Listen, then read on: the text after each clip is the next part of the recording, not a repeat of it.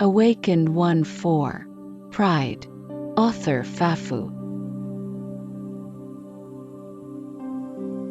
Pride, one of the afflictions, inevitably gives rise to the 8 sufferings, yet remains unrecognized.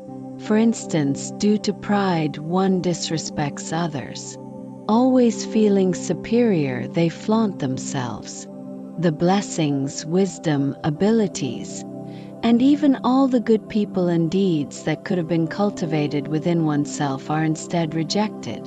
The awakened and wise possess self-awareness, conquering all with humility. For instance, pride drives one to control and manipulate others. They desire everything to revolve around them and become furious at the slightest inconvenience. The awakened and wise understand their lowly status and the vastness of the world, realizing they have no right to control anyone.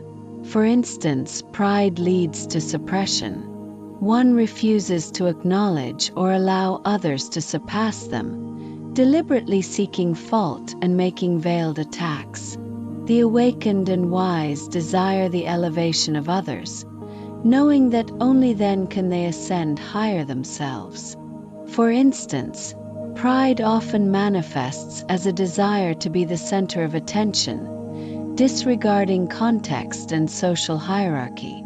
Such individuals tend to overshadow others and offer unsolicited advice, disrupting harmony and creating awkwardness. Consequently, they find themselves isolated. The awakened and wise, however, understand the importance of their role and maintain their proper place. For instance, pride can also fuel a competitive spirit, leading to constant comparison and a desire to outshine others. This destructive mindset fosters resentment and ill will towards those perceived as superior. By cultivating such negative thoughts, one sows the seeds of countless karmic afflictions. The awakened and wise avoid such actions, recognizing that they lead to a path of suffering. For instance, can manifest as defiance and opposition. Such behavior creates discomfort for both oneself and others. The awakened and wise, however, practice respect and harmony, avoiding actions that cause suffering. For instance, pride often manifests as arrogance and a disregard for others. Such individuals position themselves as teachers or authorities, demanding obedience from all. This behavior creates aversion and obstructs spiritual progress. The awakened and wise, on the other hand, humble themselves, fostering greater affinity and unity among people.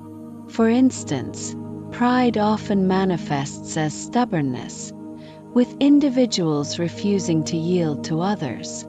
Both parties become entrenched in their own ego, unable to break free. The awakened and wise understand that true greatness lies in humility. If one is not attached to their ego, can pride arise? Is the suffering caused by pride inevitable?